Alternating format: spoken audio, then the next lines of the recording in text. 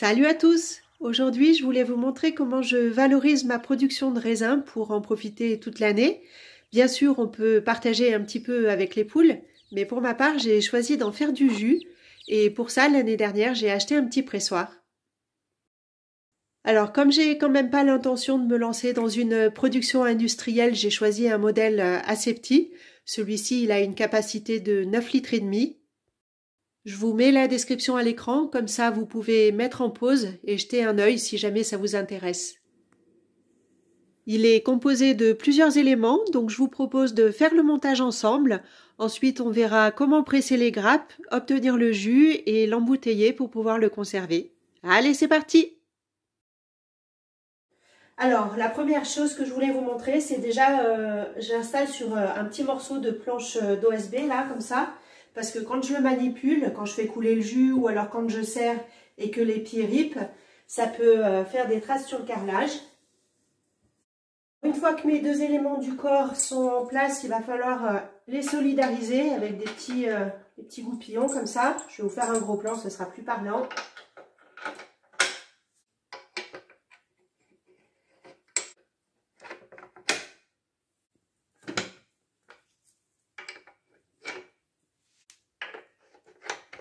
Ensuite, j'ai une étamine comme ça. Alors là, elle est toute froissée, elle est toute mouillée parce que je l'ai rincée. Ça, je l'avais pas l'année dernière. Et en fait, mon jus de raisin, j'étais obligée de le refiltrer à chaque fois dans un petit chinois. Donc c'est un accessoire supplémentaire que j'ai acheté. Je ne sais pas du tout ce que ça va donner. Je ne l'ai encore jamais utilisé. On va bien voir. Ensuite, je suis allée chercher du raisin dans la serre que je vais rincer grossièrement pour enlever éventuellement les poussières, les déjections des insectes, des trucs comme ça. Et puis je les grappe dans un autre saladier.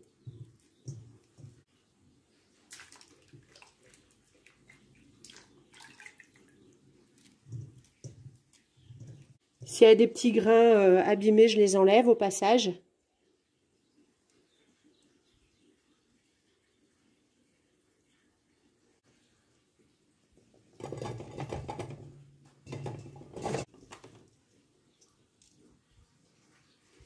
Voilà, là j'ai un peu plus de 3 kg.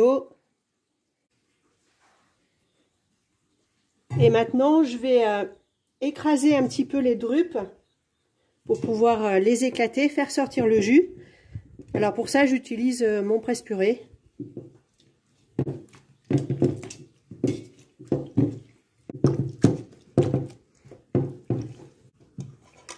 Je pense que j'en ai fait à peu près la moitié. Je vais déjà aller mettre ça dans le pressoir.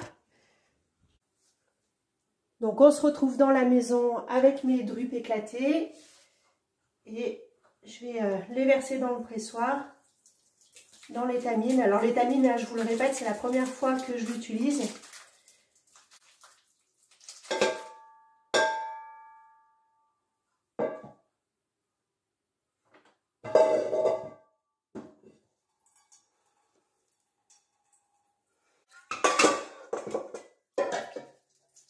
Et je vais aller presser l'autre moitié du raisin. On voit déjà que même sans activer la presse, ça coule bien. Et donc là, je vais essayer de ne pas faire de bêtises et je mets la deuxième partie du raisin que j'ai foulé. C'est loin d'être plein là, donc je vais aller faire une autre ramasse. Je vais en rajouter au moins autant, je pense. Entre les deux couches, je vais mettre cet accessoire là, ça s'appelle un scrutin.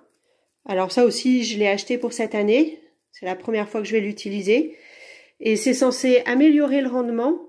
En fait, ça draine le jus de l'intérieur vers l'extérieur.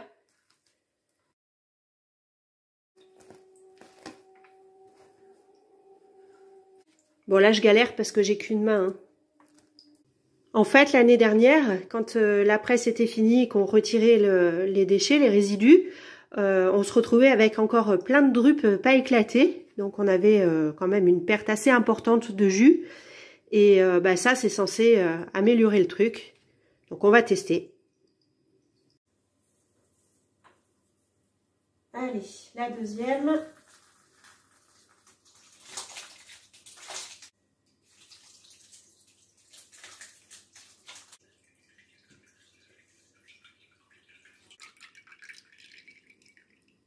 Ensuite, je vais mettre les cales. Donc, les premières à positionner, ce sont celles en demi-cercle. Là, je rabats l'étamine au-dessus de la pulpe.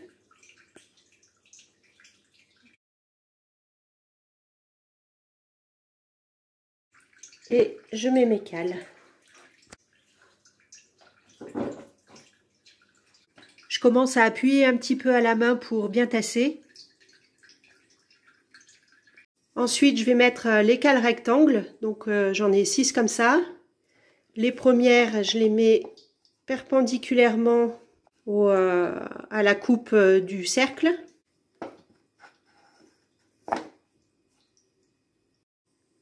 Les deuxièmes dans l'autre sens.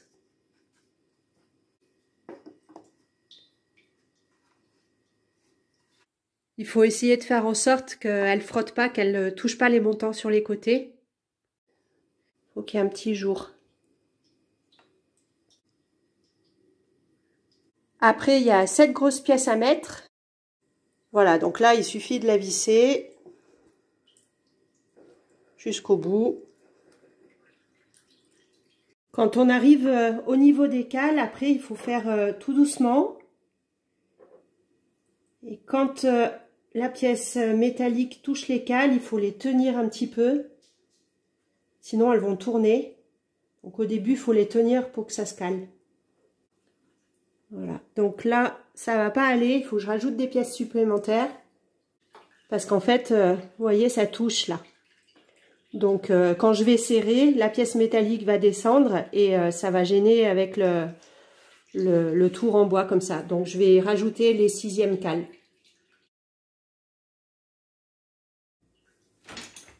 Et je remonte mes pièces.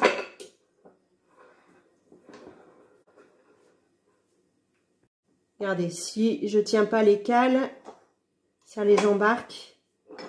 Donc il faut que je les maintienne jusqu'à ce que ce soit un petit peu en pression.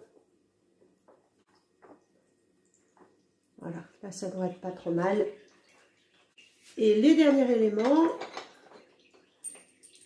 le bras et des petites cales comme ça, des petits coins que je vais mettre dans les encoches ici. Alors il me semble que l'année dernière en moyen mnémotechnique j'avais dit il fallait que ça monte à droite.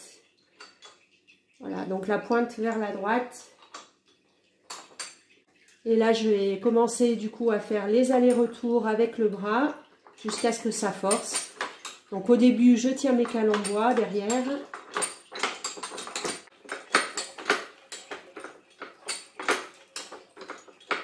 Voilà, là j'arrive en force. Alors on voit que j'ai quasiment plus d'espace ici. Donc il va falloir que je retire à nouveau mes cales en bois et que je les mette de façon verticale pour gagner un petit peu de hauteur.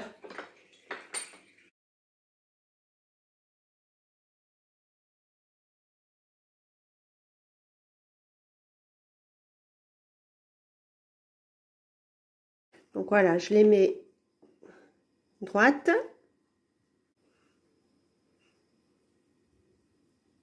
Et les autres à plat par-dessus.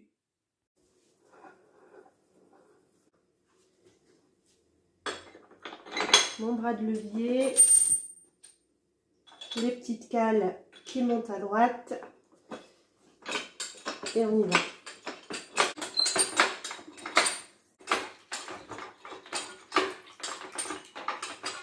Alors après, il ne faut pas être pressé, il faut laisser s'écouler tranquillement et puis de temps en temps revenir donner 1 ou 2 tours de manivelle.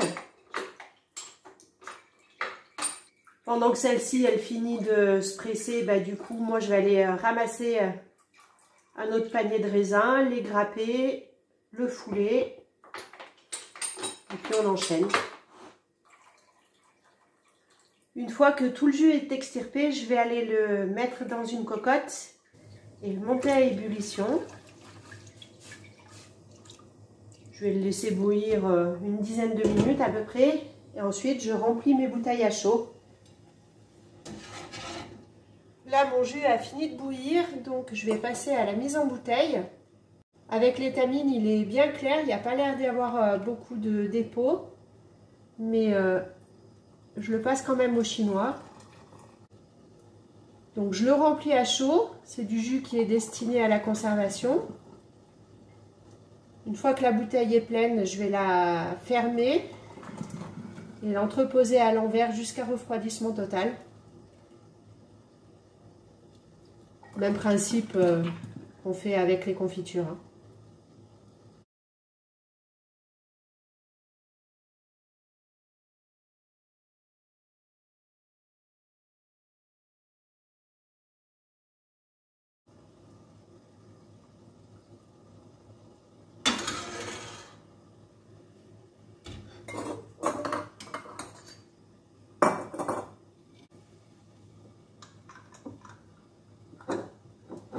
Voilà, donc je ferme bien fort et je la mets tête en bas pour que ça stérilise le bouchon en fait. J'ai fait ces 3 litres et il m'en reste un tout petit peu au fond de la casserole que je vais laisser pour la tournée d'après. Maintenant je vais rouvrir la clé et on va regarder ce qui reste comme déchets à l'intérieur.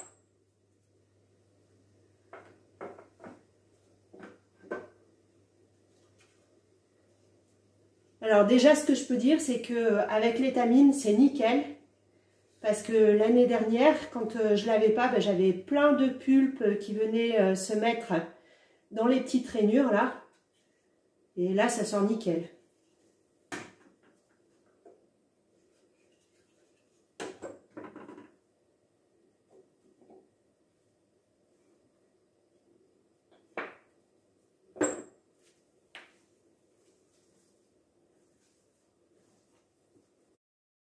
Ça m'a l'air plutôt pas mal. Je pense que le scrutin aussi, c'est bien.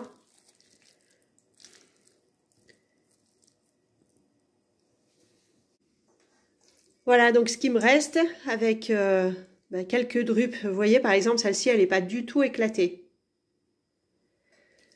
Mais bon, globalement, c'est quand même carrément mieux que l'année dernière. Ce que je vais faire, c'est que je vais remonter le pressoir, mettre en route une deuxième tournée, et puis ça, je le mettrai sur le dessus. Comme ça finira d'extirper le jus qui reste. Au total, cette fois-ci, avec un peu plus de 11 kg de raisins récoltés, j'ai pu mettre 6 litres de jus de fruits dans le stock. Et le dernier litre, je ne l'ai pas fait chauffer, on l'a bu comme ça directement en frais. Pour terminer, je voulais vous dire que c'est un équipement qui reste cher. L'année dernière, je l'avais payé 319 €. Et là, cette année, j'ai vu que sur le site sur lequel je l'ai acheté, il a pris 20 € de plus. Et ça, c'est sans compter les accessoires. Mais bon, à côté de ça, c'est un investissement sur un objet qui peut pas tomber en panne. Et faudrait quand même y aller assez fort pour le casser. Il n'y a pas d'électronique dedans, il n'y a pas besoin de source d'énergie autre que celle de la force de nos bras pour le faire fonctionner. Donc a priori, si j'en prends un minimum soin, c'est un outil qui devrait durer jusqu'à la fin de mes jours et que je pourrais même transmettre à mes enfants, pourquoi pas. Voilà, cette vidéo touche à sa fin, j'espère que ça vous aura plu. Dites-moi dans les commentaires si vous aussi vous faites vos jus maison et quelles sont les techniques que vous utilisez. Ce sera intéressant de pouvoir échanger et comparer. En attendant, je vous souhaite un bon jardinage et je vous dis à bientôt. Bye!